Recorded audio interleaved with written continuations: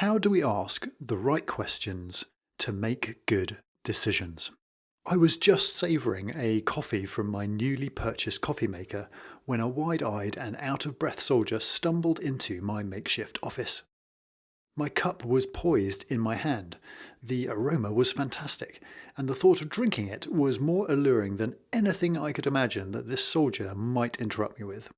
This had better be good, I thought. Sir, the guards think that there is a bomb at the gates to the camp. I put the cup down. Coffee time was officially over. Let's pause the story for a moment so I can ask you a question. What is the most important decision you have ever made? The most important decisions are generally not the critical, life-threatening type. More likely it was choosing your school, selecting your career, buying a house, or committing to your life partner. How did you make that decision? Was it the right decision? If you're sitting next to your spouse right now, don't feel you need to answer that last one. As well as those big life decisions, how about the myriad of smaller decisions we have to make every day? What about those? What process, if any, do you use to make your choice? Every day we're expected to make hundreds, if not thousands, of decisions. Research has shown that we're probably making more than 200 decisions a day relating to food alone. Yet weirdly, despite all these decisions, very few people ever receive formal training in decision making. For me, it's a bit like running. Everyone just expects people to know how to run. For those of us blessed with full health and mobility, it's a natural progression. We crawl, we walk, we run. Simple, right? But if you really want to improve your running, you need to train. It was not until I started running ultramarathons that I really started taking my running training seriously. As I did, I became more aware of the technical aspects of running, such as breathing, footfall, cadence, and pace. It was only then, when I broke down my technique, I realised that I'd been doing so many things wrong for so many years. Such is the way with decision making. If you want to get better at making decisions, you need to practice. But you must also understand some of the fundamentals of how choices are made. I started out my career as a bomb disposal officer in the army. From there, I've gone on to lead in various contexts, often in some of the most challenging and hostile environments on the planet. This knowledge and experience, coupled with my love of learning, has led me to develop decision-making tools that I teach, particularly to the leaders that I coach. This is because a large part of being a leader is about making decisions. Effective leadership is dependent upon making good decisions. The foundation of all my work is about asking questions. Questions unlock understanding, and understanding is a foundation of good decision making. One of my favourite quotes by Francis Bacon illustrates this. He said, "A prudent question is one half of wisdom." So, what are the right questions? This is a question that I've been exploring for my whole career. I want to share with you some of the insights I have discovered on this journey over the past 20 years. My hope is that after listening to this, I can impart a small gift, a simple tool to help you. This should be something that you need never forget, and it can assist you in your future choices and plans. My promise to you is a guarantee that you'll be able to remember the framework. And that is because you already know it. All I'm going to do is help you to apply that framework. Sound good? Why do we need to ask the right questions? Good questions are essential if we want to get the right information. If we don't ask the right questions, we won't get the answers we need. Without the necessary information, we won't be able to make good decisions. If we don't make good decisions, we can lose our direction, fail in our leadership, and can end up ineffective, unhappy, or worse. As I mentioned previously, I found out how important questions are early on in my career as a bomb disposal officer. So let's get back to the story we started with. As I put my coffee down and walked out of the office, I asked my first question. What do you mean by a bomb? The reply, there is a suspicious package. The guards think it could be a bomb. It was Bosnia in 2001, and I was a young lieutenant in the Royal Engineers leading the explosive ordnance disposal, that means bomb disposal team, in the local region. The conflict in Bosnia had ended some time ago, and we were primarily there to clear up the mess that a war leaves behind, namely the mines, mortar bombs and other explosives that littered the countryside. But in the post-9/11 world, the threat of terrorist attack was at the forefront of people's minds. In this context, an unexplained bag, right up against the front gates of a military camp, was screaming out IED, in other words, improvised explosive device, and required immediate and serious attention.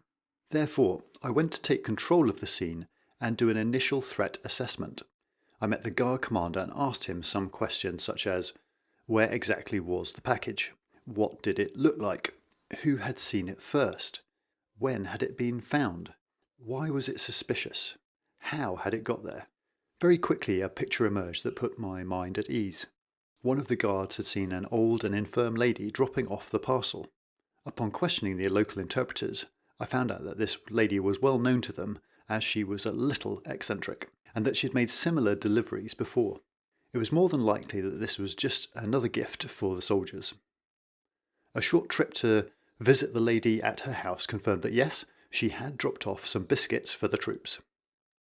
It just so happened that she thought that dropping off a surprise in an unmarked bag, unannounced, at the front gate of a military base was a good thing to do. After establishing all of this, I was able to go back, safely deal with the package. No, I didn't eat or blow up the biscuits. Give the all clear and return the security levels to normal. I thanked the lady for the kind thought and the gift, but asked her to refrain from such surprise generosity in the future. So the question was not, do we cut the red or the blue wire? In fact, the right questions were not technical ones at all. When you consider your life is under threat, then it's very important to properly assess a situation. You have to overcome the fight or flight response and use the decision space, the gap between stimulus and response, to work out what to do. In the time given, you have to make an assessment. Asking the right questions and getting the right answers is essential before launching into action. The military, the emergency services and medical services know this and train personnel in decision-making. By employing decision-making processes and then applying these first in exercises and then in real-life situations, personnel can build up experience and become expert decision-makers. A good methodology coupled with experience can help to make quick, effective decisions even in high-risk environments. Outside of careers that deal with life-threatening situations, very few people get training in asking questions and making decisions. This is despite the fact that numerous studies show that these competencies are essential to employers, particularly for leaders and managers. The need for decision-making in leaders is often expressed in other terms, such as the need for analysing and overcoming problems, taking the initiative, setting direction and goals, prioritisation, or having a clear vision and strategy. But all these things are related to or dependent upon good decision-making. We generally take decision-making for granted. After all, we make thousands of choices every day, some conscious, some unconscious, and rarely need to apply more than our intuition to a decision. But there is a problem. Research, particularly by influential figures such as Daniel Kahneman, has demonstrated that our intuition is amazing, but it has its limits. Therefore, understanding decision-making and how to make good decisions is critical to all of us. And good decision-making starts with good questions. As John Dewey said, a problem well put is half solved. The problem with many processes and tools, including those used for decision-making, is that they're often non-intuitive and hard to remember. That is why we can start with what we already know and structures that are already embedded. When I was training as a bomb disposal officer, we were taught a question technique called the 5 Ws, which we used when we approached an incident. The 5 Ws is an interrogative style employed primarily by journalists and police officers, but it is a framework that can be used by anyone to make an appreciation of a given situation. The 5 Ws are what, where, when, who, and why. To this list, how is usually added. This 5 Ws and an H provides an easy-to-remember checklist that is a useful starting point towards building a quick but rounded picture of a situation. The idea is that by using the 5 Ws to construct open questions, you're more likely to get factual answers and more information while avoiding presuppositions. This is in contrast to closed questions that only have a yes or no answers, or leading questions that push people down a certain line of thinking.